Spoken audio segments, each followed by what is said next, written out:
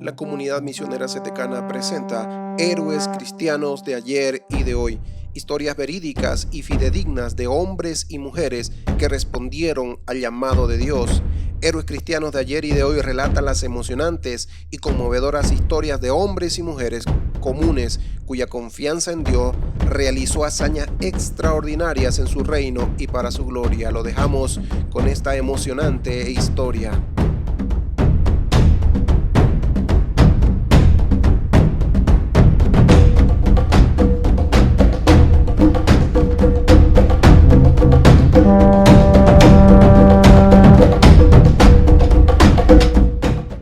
Héroes cristianos de ayer y de hoy. Corazón pionero. La vida de David Livingstone. Por Janet y Geoff Benge. Capítulo 9. Mabotsa. Corran deprisa. Por aquí. Tenemos que escondernos. La gente de la aldea huyó cuando vio a David Livingstone y sus hombres. Cuando éste se presentó delante de la choza más grande, solo 3 personas quedaban en toda la aldea: el jefe, con el entrecejo fruncido, y 2 de sus siervos. Estos miraban atemorizados a David y el jefe les habló ásperamente. «Quédense aquí. No dejaré mi aldea como un antílope que huye de un león». Luego se acercó a David y le miró fijamente. «No eres bienvenido aquí. Mi pueblo dice que vienen para vengarse de la muerte del comerciante, pero son unos insensatos. Váyanse mientras puedan». David se quedó donde estaba. Trataba de entender lo que el jefe le acababa de decir. Toda la aldea le temía. Los aldeanos temían que David hubiera venido a matarles porque ellos habían matado a un hombre blanco. No era extraño que huyeran. David tenía que tratar de convencerles de que había venido en son de paz. ¿Pero cómo? En un instante, se le ocurrió un plan. Debía probar a los aldeanos que no tenían nada que temer. Actuando con cautela para no hacer ningún movimiento súbito, extrajo un saquito de harina de maíz de uno de los costales cargados sobre los lomos de un buey. Puso un poco de harina en una cazuela y pidió al jefe un poco de agua para preparar gachas.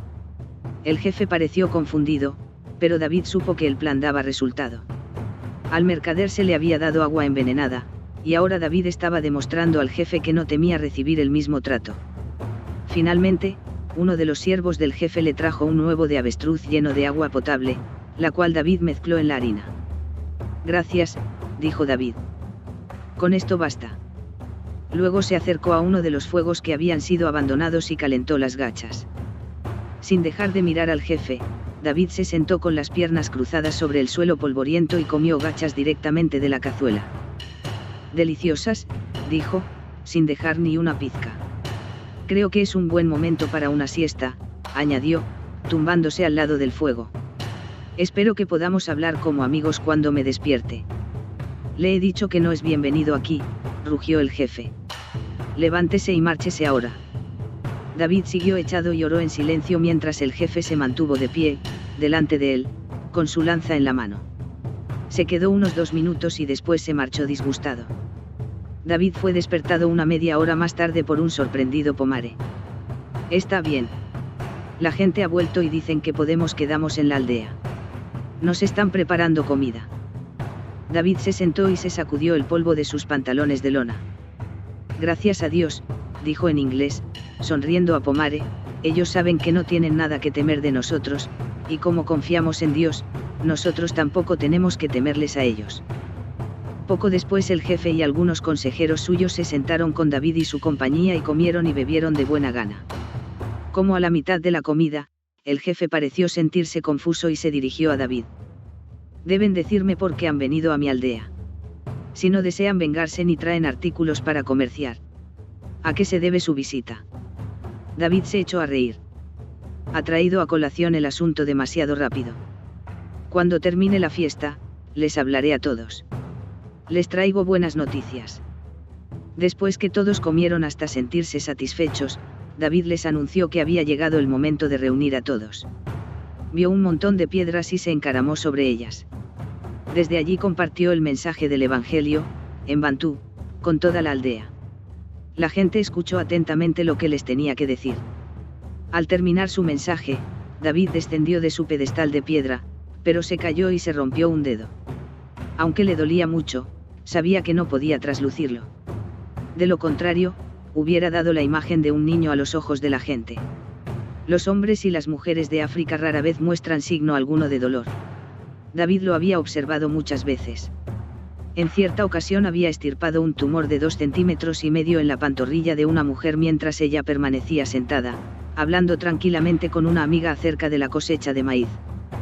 David rogó a Pomare que le ayudara a poner el dedo sobre una tablilla. Cuando tuvo el dedo debidamente vendado, continuó hablando del Evangelio con la gente a título individual. David y los guías se quedaron en la aldea Baca varios días, y nadie intentó hacerles ningún tipo de daño. Es más, el jefe pasó mucho tiempo hablando con David y haciéndole preguntas.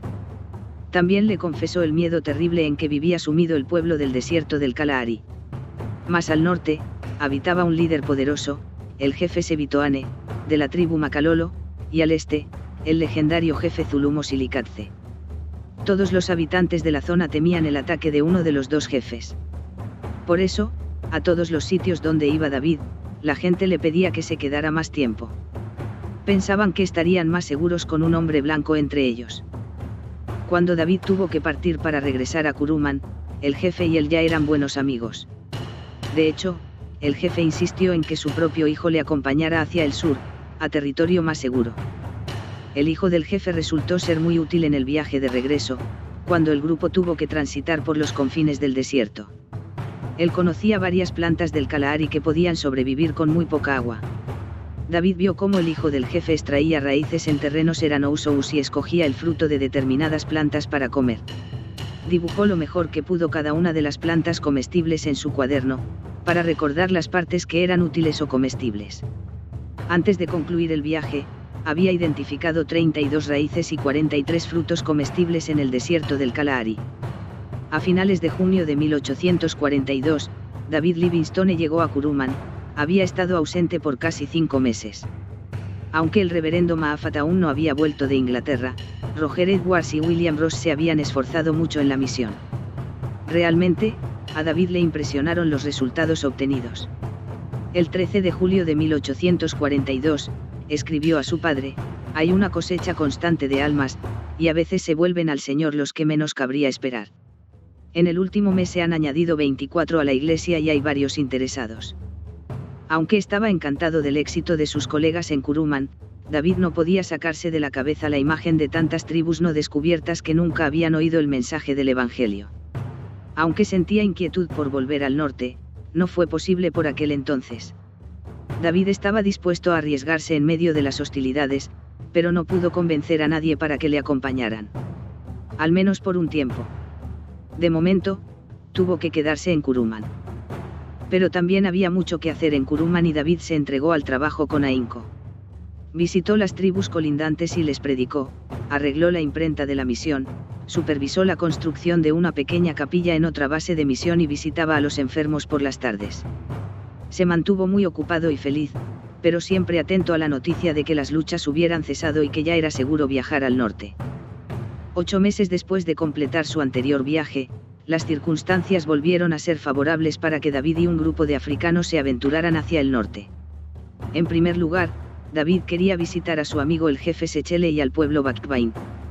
Sabía que el jefe estaba enfadado con él por haber visitado y ayudado al jefe Bubi y su aldea. Es más, el jefe Sechele había llegado incluso a enviar un mensajero a Kuruman para advertirle a David que no sería bienvenido en su aldea y que podría sufrir daños. Como de costumbre, David no se dejó disuadir por tales amenazas, y después de 8 días de viaje llegó a la aldea del jefe Sechele.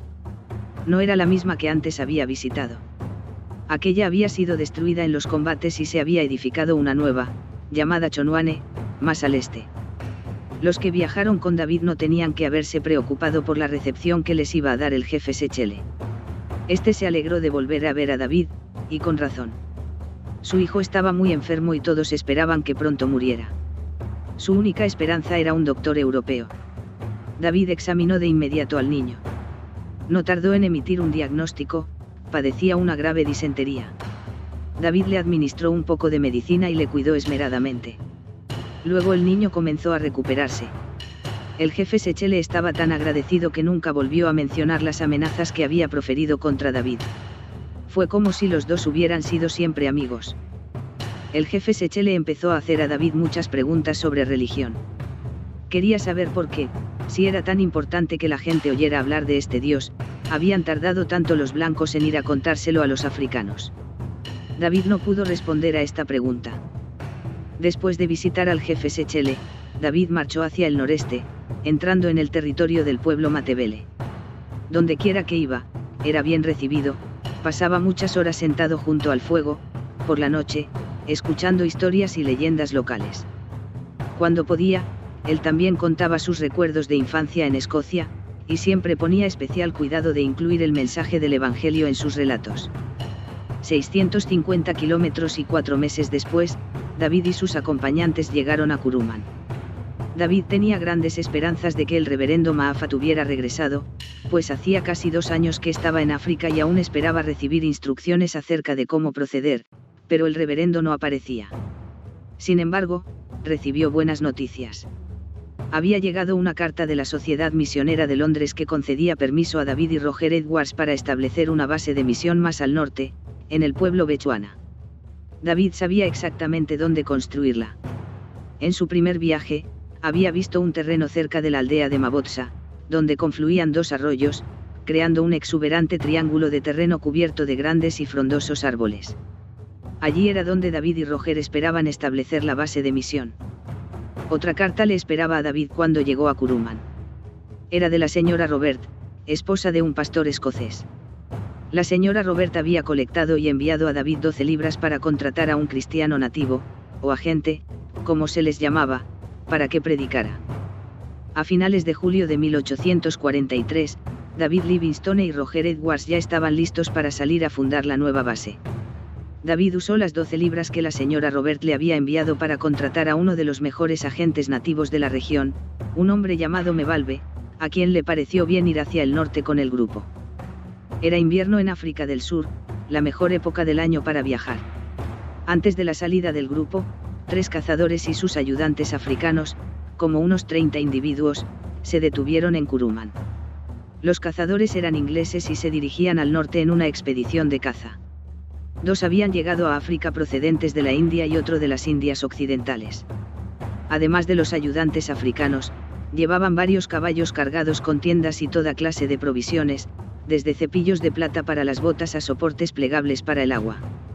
A David le repugnaba la idea de cazar hermosas piezas de la fauna salvaje africana por el único motivo de conquistar algunos trofeos, como colmillos, pieles o cabezas para disecar.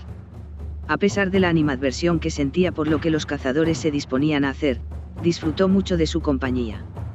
Le gustó especialmente la del capitán Thomas Steele, que era ayudante de campo del gobernador de Madrás, en la India. Los 2 hombres se hicieron amigos y proyectaron viajar juntos hacia el norte. Esta era la primera vez que David Livingstone viajaba en compañía de hombres muy ricos. David rió para sí considerando que el dinero no podía comprar mucho en el matorral africano. Y pese a todos los guías y sirvientes que los 3 cazadores empleaban, a David le sorprendió el que cada vez que se detenían en algún lugar a pasar la noche, los misioneros siempre montaban su campamento mucho antes que los cazadores y su séquito. Esto se debía a que los misioneros y sus ayudantes africanos trabajaban en equipo para asentar el campo. David y Roger Edwards no se sentaban a esperar que sus ayudantes se lo hicieran todo, como hacían los cazadores. David contó todas estas cosas en una carta que escribió a su familia. Cuando llegamos a un lugar donde pensamos pasar la noche, lo primero que hacemos es desenganchar los bueyes. Luego 1 o 2 hombres recogen leña, otro enciende un fuego, otro toma el cubo del agua y llena la tetera, se pone un pedazo de carne sobre las brasas, y si tenemos bizcochos, enseguida tomamos café como media hora después de llegar. Nuestros amigos, ya sentados, ya de pie, se calientan al fuego por 2 o 3 horas antes de tenerlo todo preparado y de vez en cuando se alegran de que les invitemos a tomar una taza de café. 2 semanas después de partir de Kuruman, los misioneros llegaron al lugar de la nueva base de misión.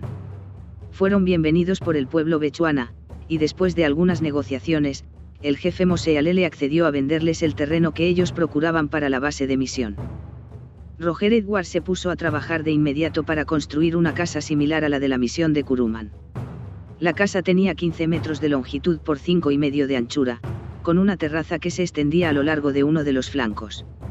Al cabo de una semana, el armazón del edificio estaba levantado, hazaña que pareció agradar enormemente a Roger. No obstante, David mostró menos entusiasmo. Cada día que pasaba martilleando y dando de yeso era tiempo no dedicado a conocer a la gente.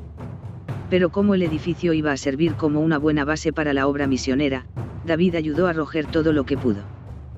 El trabajo en la nueva casa de misión le dio tiempo para reflexionar.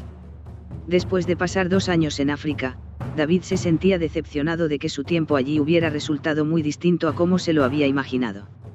Hacer cosas en África solía ser lento y complicado. Aunque los africanos compensaban con creces cualquier decepción. A David le encantaba estar con ellos, escucharles, aprender de ellos, y a cambio, cubrir sus necesidades físicas y espirituales. No obstante, en una carta que escribió a un amigo le resumió 2 problemas concretos que complicaban muchísimo la labor del misionero, especialmente llevar el mensaje del Evangelio hacia las tierras del interior. El primer problema que David le expuso fue la fiebre. Varias fiebres y enfermedades africanas podían matar a una persona en una noche. La principal de ellas era la malaria. Nadie sabía a ciencia cierta cómo se contraía la malaria, pero si un blanco vivía en África durante un tiempo prolongado, solo era cuestión de tiempo contraer la grave enfermedad o morir a causa de ella. Hasta la fecha David no la había contraído. El segundo problema era la mosca tsetse. Aquí no había misterio. Esta pequeña mosca era el azote de África. Abundaba en muchas partes del país, y su mordedura era fatal para los caballos, los bueyes, las ovejas y demás ganado. Los animales se debilitaban y enfermaban, se echaban sobre sus barrigas y rehusaban volver a levantarse. La mosca tsetse hacía que fuera muy arriesgado emprender una expedición hacia el interior ayudándose de caballos o bueyes. En cualquier momento los animales podían morir y dejar a los viajeros sin ningún medio de transporte, excepto los pies. Había también un tercer problema que David no mencionó en su carta, probablemente porque no representaba un problema en muchas partes de África, pero era bastante grave en la zona de Mabotsa. La región estaba infestada de leones. David a menudo se preguntaba qué sería de él si alguna vez se encontraba con un león en el campo. No tuvo que esperar mucho para descubrirlo.